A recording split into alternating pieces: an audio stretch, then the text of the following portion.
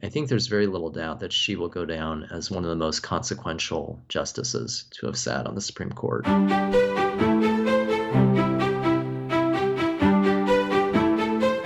My first meeting with Justice Ginsburg was when I interviewed with her. I remember being extremely nervous about it. I don't remember the content of it because I was so nervous I blacked out, basically. I was very, very nervous, but she really kind of set me at ease quite quickly. She's a very soft-spoken person and has sometimes a bit of a halting speaking style. So you're always cautious to make sure you don't want to be the one cutting off the justice. I mean, good Lord, don't do that.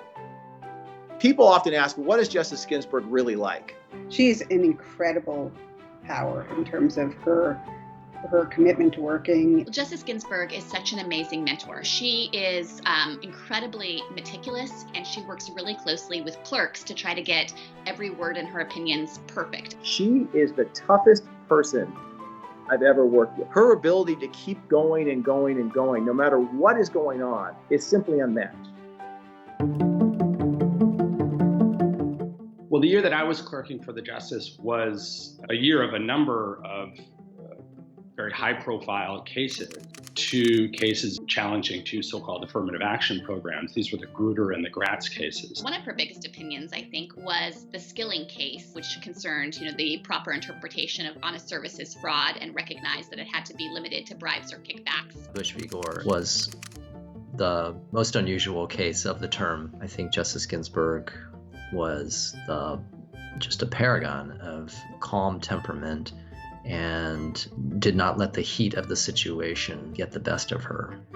So what was it like working for Justice Ginsburg? The justice is a night owl and I am a morning person. Often we would find ourselves exchanging drafts at different times of day. The justice typically arrived late and stayed very, very late, stayed later than really than all of us. You would frequently come in and find messages on your voicemail that were dated in the wee hours of the morning. If she wanted to talk to us, she would always buzz us on her buzzer, like this weird intercom that we had, which is, if I hear that buzzer ever, these days, my heart rate goes up because you're just sitting there, researching or whatever, and then the thing goes, buzz, and it means there's a justice of the Supreme Court who wants to ask you some hard question about law. I think the justice is ultimately very warm to all of her clerks. We really feel like a part of an extended family of sorts. There's this tradition of having little celebrations for each person's birthday in chambers. We'd sit in her office. Oftentimes, Marty, her husband, would have made some food that she brought in and we would share it. I did go to one opera with her. I think she saw that as a bit of an educational mission for most of us. I could see how excited she was to be there,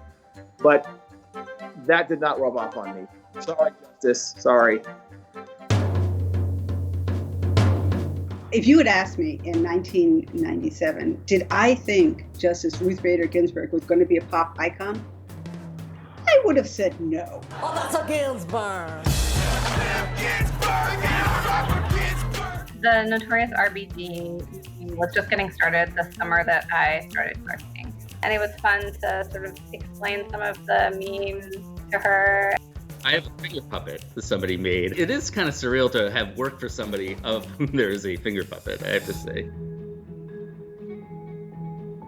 I think first and foremost, she'll be remembered as one of the preeminent champions for women's equality. She is confident in her own skin, unapologetic about her beliefs. One of the things that Justice Ginsburg taught me that I always keep in mind in my practice now is that cases are not just about the law and the development of the law, they're about real people. And for her, these cases were very much about helping those individual people. When you look at her life, you look at all the obstacles she's overcome. For me, the one explanation is she just has a certain level of willpower that I've never seen before.